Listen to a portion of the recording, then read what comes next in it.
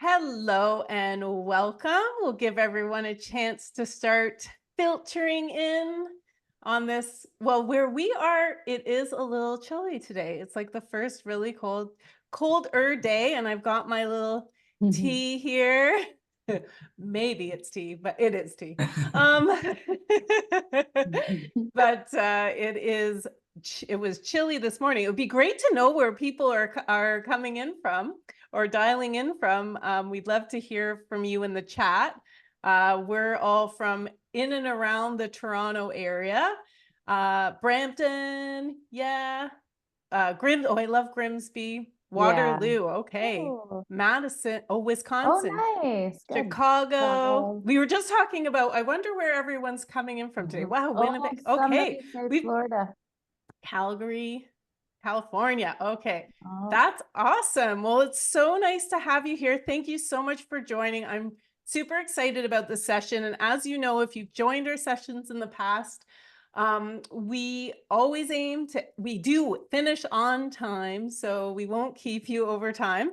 We're always happy to answer your questions. So feel free to ask questions, to even share information, because you'll see for this session, we're going to be talking through a lot of questions about succession planning. And all of us are experts. You know, we all have our expertise in this area. So please do not hesitate to share in the chat. I'm going to introduce our guests in a moment, but as we're just talking here, I'm going to get my screen up so you can see our presentation, and hopefully that's coming through for everyone. So welcome. We're really happy to have you here today. I'm going to make sure I can drive properly here. Oh, there. You know what? I shouldn't build in graphic, like the automation on the first slide. That was my problem. I couldn't get it to. Well, happy fall. We're almost in Canada. We're about to celebrate Thanksgiving. I know it's a little later in the US. In our household, we actually celebrate both Thanksgivings because we feel like the last Thursday of November is a great time to celebrate because it's like the gateway to Christmas. So we always recognize both Thanksgivings in our household. I want to talk really quickly, and Shari and Peter are also going to share. If you don't know about First 30, our business is really, we offer outplacement services. So when you go through layoffs, we help your employees recover from the job loss and get back to work quickly. And we say back to meaningful work, which really matters too. We do some corporate training. We do stay interviews, managing difficult conversations. We do some work around recognition as well. And we do employee onboarding. So we actually build employee onboarding programs. So if you're thinking of revamping or refreshing your onboarding program, you can talk to us. I just thought I'd throw up the pricing. I know there's a lot of outplacement happening right now. I've been getting a lot of calls lately about it. So I thought I'd share with you a bit about our pricing so that you can see that it's pretty cost effective. And we're doing onboarding audits at no cost right now. So you're going to get the opportunity to, Camara is on the call as well, my colleague, and she'll throw the information in the chat about how to book those. They are no cost, and you're welcome to book one. We'd love to help support your organization. All right, we've got Shari, and I'm going to introduce her in a second, but I'm really excited to have Peter Demangos here. Peter, I hope I've pronounced your last name correctly. I just realized it's the first time I've ever tried to pronounce your last name out loud. Don't worry. Thank you. Yeah, I got it right? Okay, perfect. So Peter, you have a long history of running successful businesses in the HR space, and your latest business, which I love, is SuccessionHR. I was told about you by a bunch of different folks in the industry, and we met and we just hit it off, and I absolutely love what you do. So can you just introduce yourself before we get started? Yes, and obviously thank you for having me, and thank you for all the attendees. I've noticed a few, Lydia being one that I just saw in the message, who actually was one of the 15 advisory members that we had who helped us design software. So this software was out of discovery that I did a couple of years ago in my network. Having sold a previous business, I went back in saying, I'm bored, I'm looking to start something new. Succession planning kept on becoming something that was brought forward. And then I went to my market. Lydia was one of them, and forgive others who might be on this call that I haven't scrolled enough to see your name yet. They helped us really design what our software is doing today. It's been live for a year and a half. The feedback has been phenomenal. We're really happy about the problem we're solving, and it's really getting what most companies do in Excel today, which is succession planning, the workflow of it, managing key roles, doing that in a technology SaaS platform. The HRIS companies, large HRIS softwares, do a great job of what they do. For whatever reason, they just haven't really prioritized succession planning, and that was a lot of the feedback we received and a lot of questions I had as to, why aren't the big organizations tackling this? And for many reasons, they weren't, and Excel was the solution that companies were looking and using. It was a lot of manual process. So we embarked on this journey. Like I said, it's been 2 years, a year and a half live in the market. The reviews have been phenomenal. We're very happy to be solving this problem, and obviously very happy to be here. Well, and the benefit of having you here, Peter and Shari, is that and we, all three of us really, but you're often speaking to companies specifically about the topic of succession planning. So I'm really excited to have you share the breadth and depth of your experience with us today. And then, of course, a lot of you are familiar with Shari. But Shari, I'll leave it to you to introduce yourself and talk a little bit about LOFT. Thank you, Amy. And I'm really excited. I've had a chance to look deep into Peter's technology, and it's really quite exceptional. So I'm excited to be here together with you both. At LOFT, we focus on a couple of different areas of service, one being culture consulting. So that's working with organizations who have amazing cultures and they want to try to capitalize on it, or organizations that feel that maybe they have a opportunity in their culture. So we do that through engagement surveys, cultural alignment, values definition, etc. Lots of different ways that we can help affect organization cultures. And the next area that we focus on is around talent planning.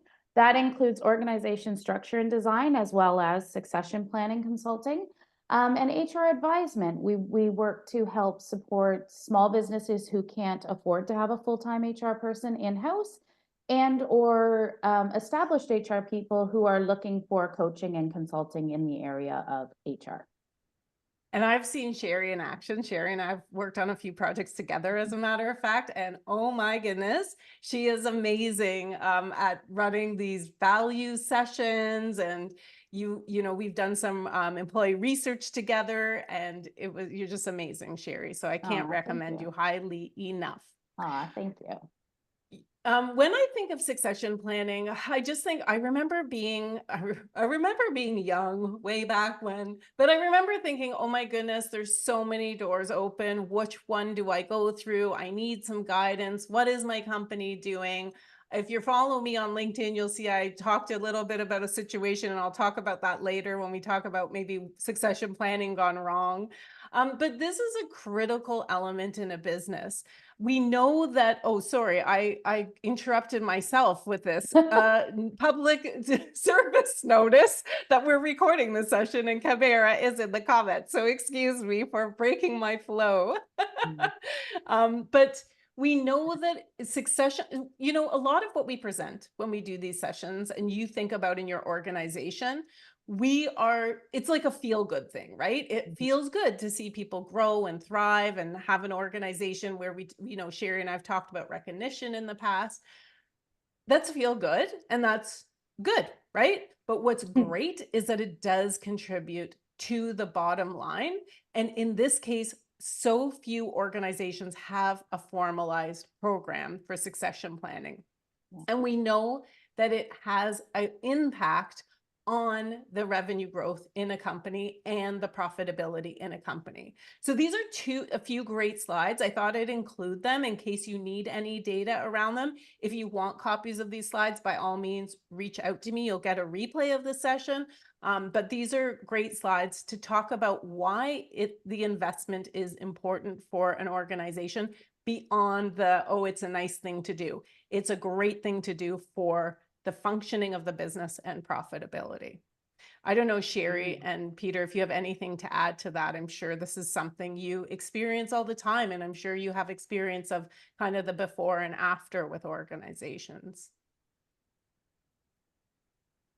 Peter, did you want to go? Sure. Yeah. I mean, I think it's, I completely agree with everything you're saying. I mean, I think most companies, their intent is to grow staff internally, the results and the success of leadership from those that have grown internally. I mean, you can see in Forbes, Harvard Business Review, they're everywhere, the statistics around the success of succession planning done correctly.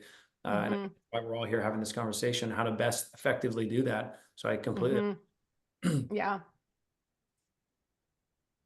Okay, so we talked a little bit about what the numbers look like, the profitability, etc. But what do you each see as the biggest value from succession that companies get through proper succession planning?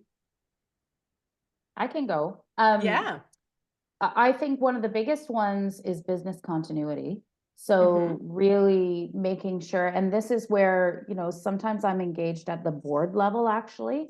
And this is what boards are really looking for, is the business continuity, particularly at the senior team level, but business continuity is important throughout. A second piece is really top talent retention and the focus on the highest performing, highest potential people, because that's really where succession planning comes into play. Specifically, when we think about it in terms of IP from an organization perspective, and also company or job specific knowledge. So the retention of that is really, really critical, and succession planning is directly linked to that. And then just, you know, oftentimes, and I know we've got a question a bit later, but oftentimes we think about succession planning as names and boxes. But if you're thinking about it more holistically and more thoroughly, one of the biggest benefits or the biggest value adds is the fact that if you focus on the development aspect of it, it can have an impact of increasing overall skills, overall capabilities, overall strengths within the organization, quite wide, and specific and intentional. And so I think that that's another piece that succession planning, it allows you to become quite focused and quite intentional in your development, and it has a quite overarching reciprocal effect within the organization. And Shari, you and I've talked in the past in sessions like these about the fact that, you know, when you're talking about retaining your top talent, and you're even just talking about retaining talent in general, it is a very expensive, it's a very expensive problem to have high turnover in your organization, right? Because we know the data tells us that it costs 30 to 50% of an employee's salary to replace them. However, we often overlook the psychological impact on employees when you have a high turnover rate. And then it's difficult to get top talent to come into an organization that's kind of known for having a revolving door as well. And, you know, a lot of people are encouraged to ask the question, like, how often do you have to fill this position, or why is this position open? And if, you know, one of the reasons might be that people don't see a future for themselves. You're probably not going to say that to a candidate. But hopefully, if you've identified it as a problem and you're working on, you know, with someone like Shari or internally or with an organization like SuccessionHR, this is a great opportunity to turn that story around. So you have the good news story that, hey, we've recognized this a problem, and here's how we are aiming to solve that problem. So Peter, did you have anything to add? Yeah, I think those are all excellent points. I mean, just to build on that, engagement from employees is something that is an obvious one. When employees know that the efforts that they're doing are leading to a specific growth plan, I mean, that's a very positive state to be in as a member. And I will say that succession planning, kind of to Shari's point about business continuity, it's also about just bringing the business together. Although it sits in HR responsibility, it's very much a risk management or a business exercise. And for many organizations, it starts top down, whether it's public companies that need that level of insight to de-risk positions, private equity-backed firms, banks. We work with credit unions quite a bit, where the regulatory bodies demand some level of clarity. Specifically, what we went through last year, the Credit Union Association in the US wanted to reduce the amount of M&A activity that was happening in that community. We're talking community banks in the US, which is not very common to Canada. And their strategy to do that was to have effective succession planning. You are less likely to be acquired if you have effective succession planning, because it gives that clarity to people in the company. So it's very unique the way, how they value succession planning. as a way to maintain the health of that particular industry. So they went very forward with having succession planning mandated, not mandated, but heavily recommended for community banks, credit unions. So it's very much a business exercise that happens to sit with HR's responsibility. So it's, when done effectively, I think it brings a lot of unity to the company across management, the HR team, as well as employees. Mm-hmm. Thank you. Wonderful. Yeah, those are all such important points. The other thing I was thinking is that as a manager, and I was a leader of people when I was in corporate, sometimes it's hard to help your employees. Like, you have something to talk to them about during their annual reviews that's positive, and not just about the number that was assigned to them, right? It's also about, like, what does the future look like? Here is a program, get involved with the program that we have, right? So they can take steps to actually control their own outcome, or at least have the feeling of control, because we know that when it comes to well-being, control over your own outcome, or the perception of control over your own outcome, has a huge impact on our well-being. And so that is another value of having a succession planning program in place. I know there's some questions in the chat. I'm going to move to the next question. Okay, I see. I'm going to answer those questions offline. I see them. Thank you for them. They're more about our onboarding program. Okay, so great. I'll answer those at another time, but I'll keep track of the chat there. So what does it look like when an organization is doing succession planning well? Do you want to take this, Peter, or do you want me to go? Sure. I mean, I'm very much numbers oriented when it comes to HR, probably maybe to a fault. So for us, we look at everything from either risks or targets. We have a lot of dashboards that we want to analyze this. By quantifying it, it really helps isolate where the problems are. So when it's done well, just from a target standpoint, there's a few things that we want to look at. We typically want to see about 10% of key roles to employees. Generally, that's like a C-3. That's a director plus. That's typical what you've seen. I think that's a healthy outcome of percentage of key roles. So 1,000 employees, 100 key roles is very, very common. Maybe a little bit more to account for specialized roles. That 10% relates to sort of the more hierarchy, traditional relationship. But then you always have these unique specialized roles that kind of live somewhat independently, but they're very, very valuable. So I think having a target like that, having about a 3-to-1 relationship or ratio of candidates to key roles is something that, if done well, suggests that succession planning is done well. And typically you want to see that distributed across immediate, short-term, and long-term. That's generally what we typically see across our customer base, is have one person ready now. And normally you want to have about 90% of all your key roles having at least one ready now position, or ready now candidate for that position. And then you have the other two categories of sort of ready short-term, and that will vary 1 to 2 years, 1 to 3 years, 1 to 5, depending on the company. And then some more longer term, maybe 1 or 3 to 5, et cetera, where you have some stars in mind that they're far from being ready, but you know that they're a future potential. So I would say those are some of the more high-level things that we companies aspire to see from a more quantitative lens. Happy to dive deeper, but at a high level, I think those are some good goals to aim for. I think the question I would ask you, thinking in terms of our audience today, is, and those are all great answers, by the way, but I'm thinking, I want to leave this session and I want to be able to take some action, some definitive action. And I love what you're talking about with the numbers, Peter. But if you were to recommend to our audience today, okay, what can I do leaving the session? What numbers should I be looking at after the session today? What would you suggest? Because not everyone's going to be able to call you tomorrow or whatnot. But what would you suggest to get them started? Let me give you a moment to think about that number. But what came to me as you were talking about that was one thing to definitely take away for tomorrow would be bring collaboration in the process. So right now, HR does a lot of this work independently, or will have to go and do this work offline, dealing with different, whether it's incumbents in role, collaborators that are part of the process. And each role, especially unique, larger, more significant roles, will have different influencers as part of that process. We call them collaborators. So getting those people involved, I think, is really important. It saves HR time, for one, And it just brings a proper holistic perspective to that key role. I think effective succession planning is difficult without more than HR's voice. Obviously, it's an HR discussion. HR is the leader of the process, but effective succession planning has to have other people involved in that process. And your question, I'm sorry, Amy, about the, you asked the percentage. And Shari, you might have a perspective on this too. What data do I look at if I'm in HR like today or tomorrow? Where do I start looking at the data that will give me some answers?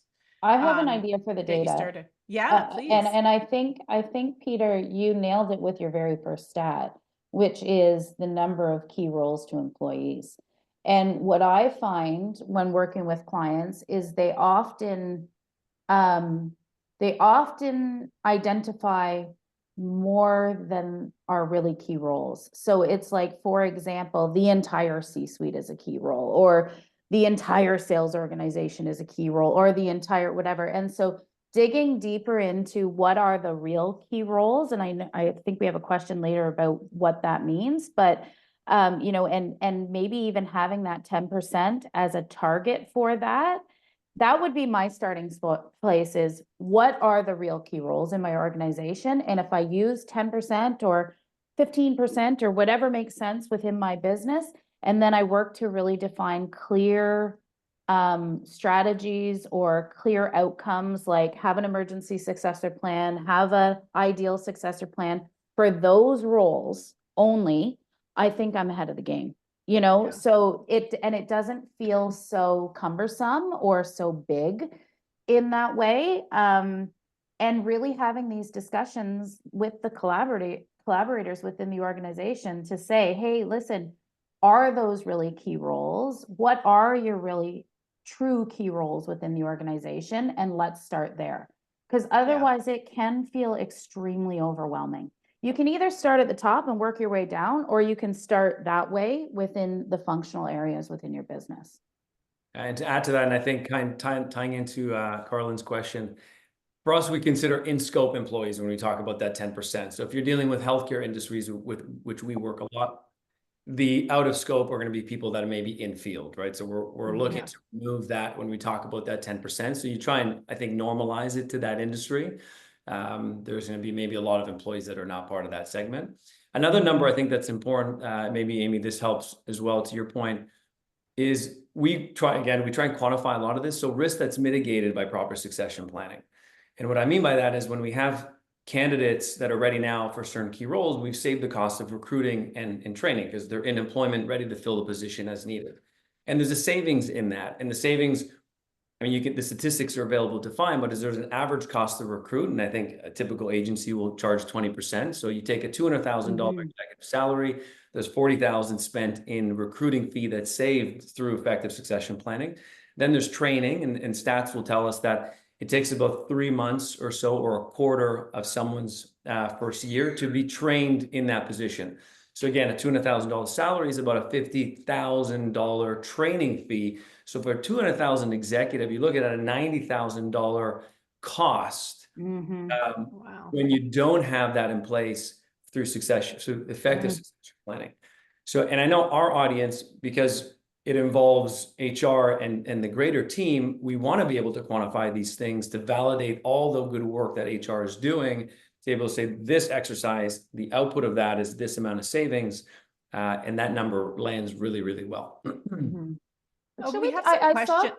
Sorry. I just saw a couple questions come up in the chat. Yes, me too. Yeah. Go ahead. We're on the same page. Yeah.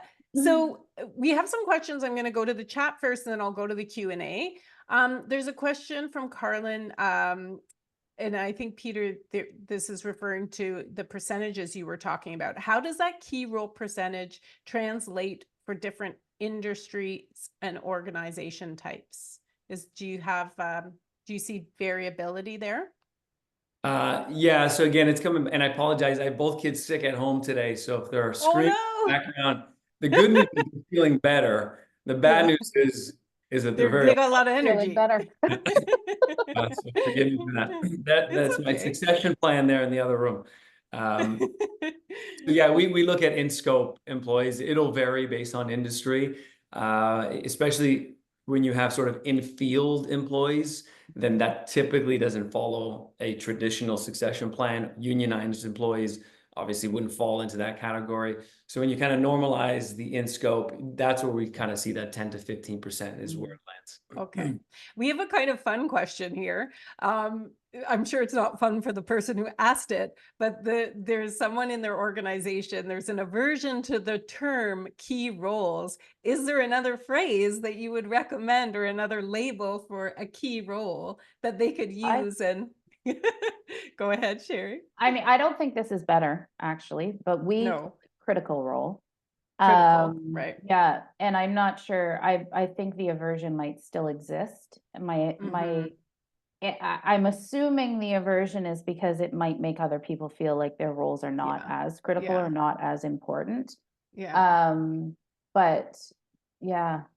It's like that role that keeps the lights on versus. Yeah, well, that's exactly how I describe it. Yes. Yes. Okay. That's exactly how I describe it. So, I don't know. That's a good one. It is a really good one. I don't know. There's something about the spark rolls or the something about keeping the lights on. I don't know, Peter, if you've ever encountered this, if you have any good terminology that. My internet froze for a moment, so I apologize if I missed the beginning of that, but I think I caught the gist of it. I think key roles is certainly the most common that we'll see. I also think that dream state is going down to the first level managers. At least that's what we see from our customers.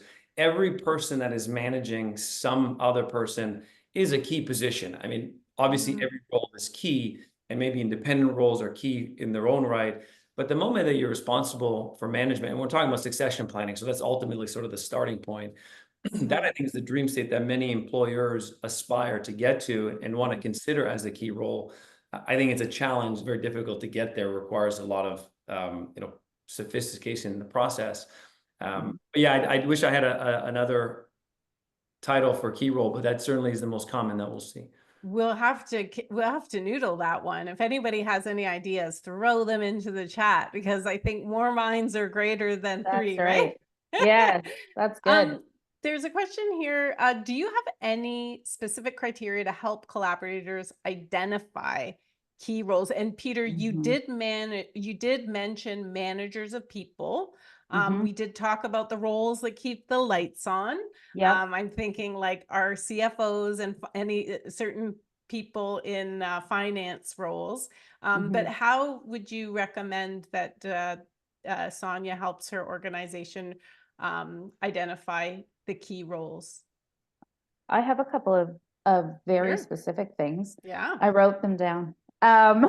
So one is there a single incumbent in the position?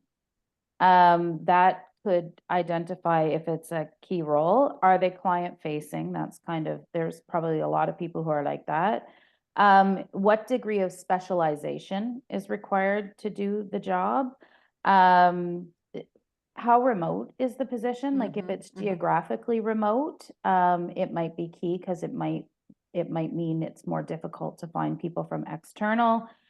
Is there scarcity of the skill set within the organization or within the marketplace? How heavily is this position relied on cross-functionally or even within a function? The more reliant people are on the function or the position, the more critical that it might be. And this isn't really key role specific. This is probably key individual specific, but how much history and knowledge does the individual have? Sometimes we associate that with the role. It's not really the role, it's the person, but it is still important to understand that then a succession plan for that individual needs to be designed. Thank you. Are we ready for our next question? Because we have more. They're flying in. We should do this next time as more of a roundtable and just have everyone on the call. I think maybe we should organize that as a session for next time. So in your opinion, is the process better, this succession planning process, based on people in the organization or the key roles and the positions? So what I'm thinking there is you might not have a ton of positions at the sort of those key Mhm. roles, but you may Mhm. have a lot of great people that you're trying to keep. So how do you kind of Mhm. decide what the driver of this process is? Yeah, I think oh, you go go ahead, ahead, Peter. Shari. I was gonna say, I think it's actually both. I Yeah. mean, my starting point from a succession planning perspective is typically the roles. Like that's actually the starting point. But as you're working through the succession planning process, you're identifying the people. And so that also becomes clear, and it has to be something that you consider and you think about. Otherwise, you know, this can't solve for retaining your highest performing, highest potential people. So Yeah. I definitely think it's both, but from a process perspective, starting with the roles is the easiest, I think. Yeah. Yeah. Peter? I would agree with that. I'll also add, I think it's the best way to future-proof the business because Mhm. roles evolve differently than people. Or Yes. let me put differently, the business evolves differently than people, and the roles are there to support the business. So I actually see succession planning as key role planning as opposed to people planning, which is a different exercise. They Mhm. meet together, of course, but for us, succession planning is very much the key role. The key role may require certain things today that it is a good match with the person in it, but the way the business is heading, you're actually hiring or filling for the future of that key role. So I think creating that separation is really important for effective succession planning. And then in part of that process, you obviously have your high potential people and these pools of people that have their development plans, and you're tracking talent grids and skills and building all that. But I think the great merger of that is when you're comparing that talent pool with the key roles and how they blend together. So the business might be very aligned today, but if you do that comparison of talent pool today versus key roles of tomorrow, well, what is the gap now? And without that, it's very difficult to plan and grow people towards where the business is heading. Yeah. And Peter, you bring up, I think, a very important point, which is, if organizations are doing succession planning, and I will say if, because, it isn't as common as it maybe should be. Yeah, about a third, that's what the data says. Yeah. So, those that are doing it, are they doing it from a current state or a future state perspective? And really thinking about it through that future state lens, that's where the power lies, because your organization, based on your strategies, you might have a very different need from a talent perspective, from a role perspective, even in 5 years. And if you're not creating that path for your people now, that could pose a pretty serious problem down the road. So, that's another business. I think that's a great way for HR to align with the business and to show their, demonstrated worth in terms of the strategy perspective. We had a suggestion from Level here about the key roles, strategic positions. I guess that takes the like key part out of it, which I think works quite well also. As we're talking, I'm going to take a quick look. I'm going to take, try different things. Okay, I'm going to come back to that question in the Q&A. All I will say with the questions, really, like I love that when people put long questions, it can be hard to figure out what the actual question is quickly. So I'm going to go back to the Q&A and look at that question that we have there. Thank you though for the questions. I'm just going to go back and take a little read of that. Sometimes you have to pay attention to too many things at one time when you're running these sessions. So this one, I really like this question because we can have the best intentions, and everyone on this call has the best intentions about their succession planning. And if you follow me on LinkedIn, you might have noticed that I wrote something about being recognized as a future leader in an organization that did take succession planning seriously. Just so happened that I was the only woman out of 20 or so men that had been identified as a future leader, and that did not make me like. It's always flattering to be recognized as a future leader. The problem was I didn't feel very good about the fact that there was not diversity. We don't have a specific question about DEI, but I know that we're all champions of that. And we're always wanting to integrate that into our succession planning processes and consideration set. So that's certainly something that I would call out as they're trying to do everything right, but they got a really critical thing wrong. I Yeah. noticed it and called it out, and they were so, it's like they didn't even notice before. And I was really kind of surprised that it took someone to say, hey, do you realize this? Mhm. It was a while ago, so hopefully things continue to change. But there's other mistakes that companies make. Maybe some of you know some of them and you can add them to the comments, and we'd love to see those. But what are some common mistakes companies are making when it comes to succession planning that the both of you have seen? You want to go first, Peter? Sure. I think from a more granular perspective, it's the just like me syndrome, where people are Mm, selecting candidates that are like them. So more subjective selection. And yes. obviously there's many ways to try and make that objective.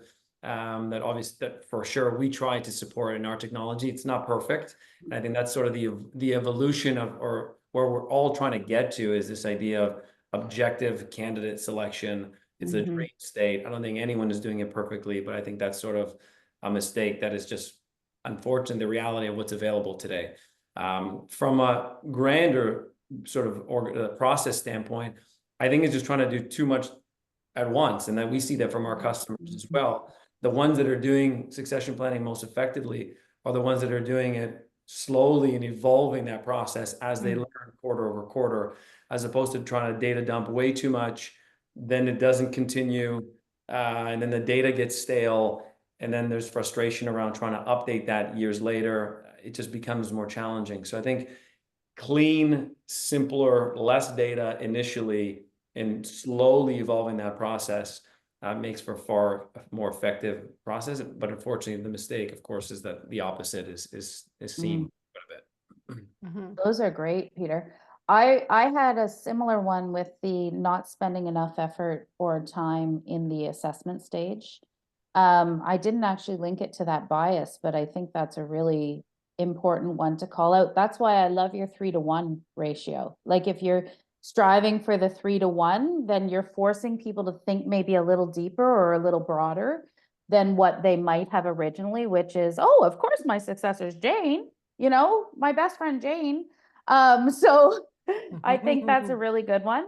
And the other one that I have is oftentimes it feels tick the box, right? Like it's like, oh, I've got a name.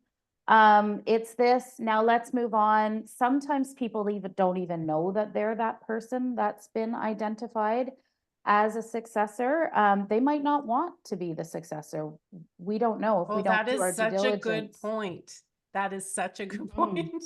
Yeah, so we're making Yeah. a lot, if we don't go through the process, we're making a lot of assumptions. And I like what you said there, Peter, about making it phased or chunked, bite size, so that you can go deep before going wide. Because I think sometimes it feels very surface when we enter the scene.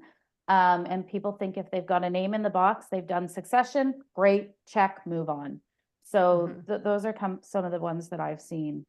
And I do think technology really helps with that, actually, just to plug the SuccessionHR platform, because it allows you to go broad and deep faster, actually, which is really important, and to see the data. And to see the data. Yeah. Someone added to the comments here, and they're pulling back to the previous comments, I'm sure too. And they were so right about it, is to look at the data and tell the story. And the other thing that I would say is, it's good to benchmark your success. And what I mean by that is, look at where you are. So say you bring in Shari, or you bring in SuccessionHR. Look at where you were before you implemented whatever program you're going to implement. Because what I think are like a lot of our clients miss too is that there's going to be a success story at the end of this. And I, for one, and I'm sure Shari and Peter feel the same way, we want you getting credit for that success story. So get feedback from employees about succession planning, or take a look at the data and the numbers. What are you spending? What is your turnover rate before you implement a succession planning program? And then take a look a year later and the year after, because that I find is a big mistake when HR leads an initiative, is not to look at the data right before the program was launched, so that you have a success story to tell, and you can demonstrate too the value of what you bring to the organization, not just from, like we were talking about, the feel good and like being the people, but also being the business people that solve business problems and help with the bottom line. Mhm. That's good. All right. We've talked a little bit about this. I don't know if you have anything more to add to it, but and it would be great too to hear from people in the comments, what are some of the challenges, the biggest challenges about succession planning today? And I'll go back to that question that I saw, and I just wanted to read through for a minute. The one thing this person was saying is that they have low turnover in their organization, and they have people that are really comfortable in their roles, and nobody seems motivated Yeah. to move up. So that can be a challenge, right? I don't know how you solve that challenge, and I'm not sure. I don't know if succession planning is the only answer to that issue, but there are a lot of problems with succession planning. And one might be that like you were saying before, Shari, maybe people don't want the roles that are available either. Mm-hmm. I just saw Lindsay's comment pop up here, and that the managers, like there's a threat to it, right? There's a sense of threateningness, like what about me? If I'm helping develop somebody into my role, what about me? I do think that's one of the very big challenges with succession planning. That perceived threat, and you can overcome it through, well, what's the opportunity that you want? Or it doesn't necessarily even mean that they're growing into your role. Like if your company has aspirations to get bigger, your pie is getting bigger, which means the entirety of the opportunity is getting bigger. So it might be developing that person, and I think that makes you look great as a leader. But that would be one big one, is the perceived threat that a manager has. Senior leader buy-in. Time is big, and it's real. Like it actually is a real challenge from a succession planning perspective, particularly if you want to do it right. And again, I would argue that's where the technology comes into play, because it does help with the time aspect of it. And it helps you identify who and where to focus your efforts so that you're not spreading yourself way too thin. And the perceived costs, I mean, I think that you can do a lot with low to no budget. There's tons of opportunity to help with development of individuals with zero budget. You just have to think a little differently and get a bit creative around that. Yeah. And Lindsay. Oh, sorry, Peter. No, go ahead. Oh, I was just going to say, Lindsay added to her comment here, and this is like spot on, that they've had the person end up leaving. The person that was identified as the successor leaves the organization, and then they're in the same boat all over again. They have no key person for a key role. Yes. And then it's public, and then everyone kind of knows. And Level also added here that there's communication can be an issue with succession planning, and it can leave people kind of stressed and worried as well. So I don't know if you have anything to add to that, but I thought that was really, I've seen that happen as well in organizations I've been in. Yeah, I'll just add that we see a big cultural difference in European customers versus North America. In Europe, it's very rare that you see the manager being the or the incumbent of the key role managing their own succession plan. For some of the in North America, it's actually the majority of the cases, it's the manager involved in the succession planning. I think it's something said about it's a more open culture. It's more, and I agree with everything you said, Shari. I think that communicating to managers about, for you to evolve and expand in your role, the only way to do that is to leave the role behind you completely full and secure, because it's best for the business. Anyway, I just wanted to throw that. That's interesting. Cultural difference as well. Wow. Who does it then? Who is the person that's primarily responsible, if not the manager's manager? One up. Yeah. Okay, that's cool. That's good to know. We might have talked already about this, so if there's nothing to add, please don't feel that you have to talk about the same things again. But what are the top 3 criteria that drive your succession planning process? And maybe that's as much a question for our audience as it is for you both, but there's probably things that are kind of, I don't know if there's anything you want to add, because I feel like we have talked a little bit about this already. One thing I just want to sort of piggyback on what Lovell said there. Hi, Lovell, by the way. Which is the communications piece. And sometimes where we find that there's a roadblock is around communication transparency levels and the comfort of organizations in having transparency around communication. And, you know, hearing that example from one of the audience members about the successor who was identified, it was public and then they left, you know, that might be an argument for, you know, less transparency in communications. Although I typically try to push for full transparency in terms of communications. That is definitely something that does drive the succession planning process because it could potentially add some roadblocks. As is leadership buy-in. That's a big one. And the other one that I had is what drives it, and maybe this is just too literal, but is the plan. Like actually having a plan, having the roadmap, understanding what the steps are, understanding the intentionality around who comes first, who comes second, who comes third, you know, if it's top down, if it's functional, whatever it is. And having very clearly defined program objectives. Like to me, that's key. You hit on it, Amy. Where was it before? Where do you want it to be? And are we achieving what we wanted to out of that? To me, those are really big ones. I agree with those. I won't add more for the sake of it. Those are Do your kids want to add anything in there? They're going through the process of succession planning right now, right? That's cute. We talked about this, Yeah. but earlier, we've jumped around a little with questions in the chat, which is great, but if we feel like we've answered it, but how do you think organizations should define those key roles? Is there anything else that you wanted to add to this? I don't think so. I mean, I think we did talk about, I think to keep the lights on is a good one to remind yourself. I think not just focusing on the C-suite, which is often the first place to start. I would argue that in many organizations, it's actually not the first place that you should start. Right.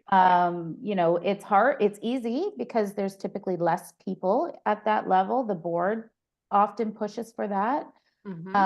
But you know, you can survive without somebody in a C-suite position for longer than you can survive without a payroll person, right? You're right. So it's just, I think, you know, if you're a sort of small mid-sized employer, I would say flip it on its head, like think differently about how to identify those roles. And just to clarify, I know sometimes we use acronyms, but the C-suite is actually the chief executive. So the, you know, the CEO, the CIO, so the chief information officer, the chief technology officer. So it's all of those folks. I know sometimes we always use acronyms and then we get a few little questions to us directly. No, that's okay. So Peter, sorry, did you have anything to add, or else we can move on to this? Because I love this question, but we can wait if you had anything. No, let's move on. Okay. So this is a great, I do love this question because as we were saying earlier, and Peter, you were talking about, and Shari, you as well, it's like it's not just, yes, HR might be responsible for the project overall, but you need a kind of an internal task force to get this right. You need different opinions at the table. And I do think, and I will add my 2 cents and you can tell me what you think. But I think that when people are engaged in the process from early on and they're part of the decision-making, they're part of, you know, the conversations around what are key roles, what aren't key roles, who fits where, they're going to be far more bought into the process. The only other piece of advice I would give is that having a senior sponsor, so that C-suite, that suite of the top executives in the organization, it is good to have a sponsor of a program like this at a senior or the highest level of the organization. So those are the two things I would say, but I'm sure you have more. Yeah, I would agree. And just to build on that, I think the most effective ones are where it's part of the manager's goals and objectives. It's just part of doing that job. You're responsible for this role that you're in, whether it's succession planning, emergency planning. I know we haven't really talked about emergency planning, but that's part of this process as well. Is what if there's an abrupt vacancy that you're not even in control of? You get sick. Your family members get sick. That requires you to be absent from that role. You are the custodian of this role. It should be part of the responsibility to make sure the health of the role is there. Succession planning, contingency, emergency. I think when it's communicated in that way and the responsibility is put in that perspective, we see that it works really effectively. Yeah. You know what? I might just skip if you don't mind. Because we don't have much more time, but this is the one I really wanted to get to before we go. Because if I'm sitting here today, maybe it's not an investment. Maybe you're not hiring Shari to come in or Peter to come in. Maybe you need time and resource. And so it might seem like low to no cost. There is a cost of your time, right? So whether you're planning on bringing external support in or you're doing it internally, how does our audience make this case for investment in succession planning? I loved that example that Peter gave earlier with the true costs, you know, and I mean, you drew on a high salary, so it's quite a shocking number, but I think it's a shocking number regardless of the salary relative, right? And so I think that's a really, really big, important one. Like, and I know that this isn't always the way to sell, but even anecdotally, like thinking about it in terms of what the disruption was, what the actual disruption was for somebody that you would define as a key or a critical role. And building the case that way, like, you know, there's the right brain and the left brain thinkers. So you've got the data for one, and then you've got sort of the storytelling for the other. And it's all very impactful. You even talked about the psychological impact, right, Amy, of people leaving. And as employees, as team members within an organization, if I have confidence that if somebody leaves and we have an emergency plan in place, or we have, you know, a defined successor plan in place, that causes me comfort and ease from an organizational perspective, because it means that it's not going to be dumped on me, right? So yeah, I think there's a little bit of the storytelling aspect to it, and there's also the data aspect to it, which is the dollars and cents. The dollars and cents around turnover, around training, around lost opportunity costs. We lost Peter. We lost an opportunity to have Peter. There he is. We were just talking about lost opportunity, Peter, and you disappeared. So we were like, oh, our opportunity is gone. That was up on the answer, and that being just disappear when HR asks. Yes. Right. The return on investment, just disappear. Yeah. That's hilarious. Do you have other stuff, Peter? You seem to have a lot of good like answers in this area. Yes. Yeah, and your numbers. We love numbers. We love numbers. And I think that has been the biggest challenge, I think, in general, that I've noticed in HR, being an HR person, it's conveying the financial connection to the rest of the executive leadership team.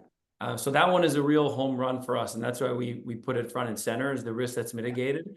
And if you combine those two equations together, it's about 45% of salary is what it equates to. The cost to recruit and train, it's about 45% of salary that you can risk mitigate or save, essentially, by not having to go through that process and by effectively having people ready to fill that position. So I think that lands really well. It's also under the greater assumption, I think, that everyone can, I think, agree on, is most companies want to grow and promote people internally. And I think that's an easy one for most executives to accept. And there's statistics around, you know, the effectiveness of that, but even not even having to go there, I think most companies want to give their internal talent the best opportunity. So, having alignment there, which is an easy one, and then coupling that with some statistics around just the savings that we find is really effective. Mm-hmm. That is wonderful. Thank you so much. Oh, we got to the end. Well, we didn't quite. We skipped a few questions, but I wanted to say thank you to both of you. Also wish all our Canadian audience members and network a very happy Thanksgiving. And I also wanted, Kamara's in the chat, and Kamara's going to put a few things in the chat right now. One of them is information about our next session. So Kamara, if you don't mind throwing that in the chat, this is a really cool session on HR and AI. This was a really cool session. And I also want to know if people would like a follow-up to this session where we actually sit around and we're just going to sit around. We're going to sit around, drink tea and do nothing. No, if we could actually maybe get together and have people on screen, maybe you could talk to Peter and Shari in more detail. If that would interest you, please reach out to me and let me know, because I don't like to put on these sessions and then if people don't want, you know what I mean? People don't show up. Maybe we'll have a session that's a little more interactive, because I can see there's a lot. We're putting Shari and Peter's information up in the chat as well. So connect with all of us on LinkedIn if you're not already. Connect with Shari and Peter if you have questions about their programming. And by all means, this is going to be a really cool next session. And I think we might even have an employment lawyer in the chat to talk about some of those risks with AI, but the AI it's here. And I think we need to learn how to use it safely and effectively. And I'm really excited to have Emily here. And like I said, it's always great to get ahead of outplacement. So if you know you have layoffs coming, we're very much a no pressure organization. If you just want to see, behind the curtain, see what our services are, I'm more than happy to take the time to show that to you so that you're ready in the case that you have layoffs.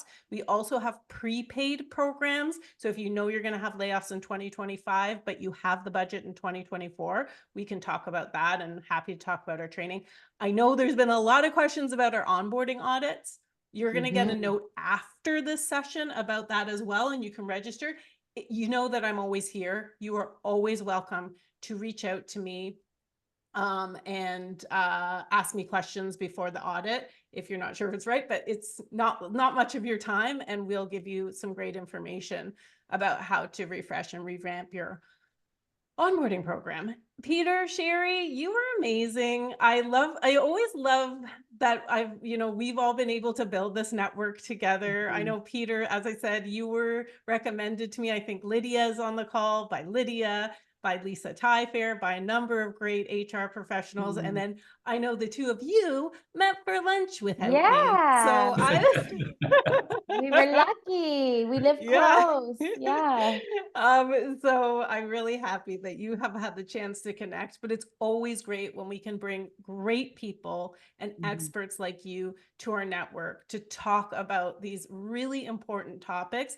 And we all have exposure to our own organizations, but it's so great to get exposure to people who have information from all over different organizations and are thinking about these things every single day. So thank you so much for taking the time to share your wisdom with us.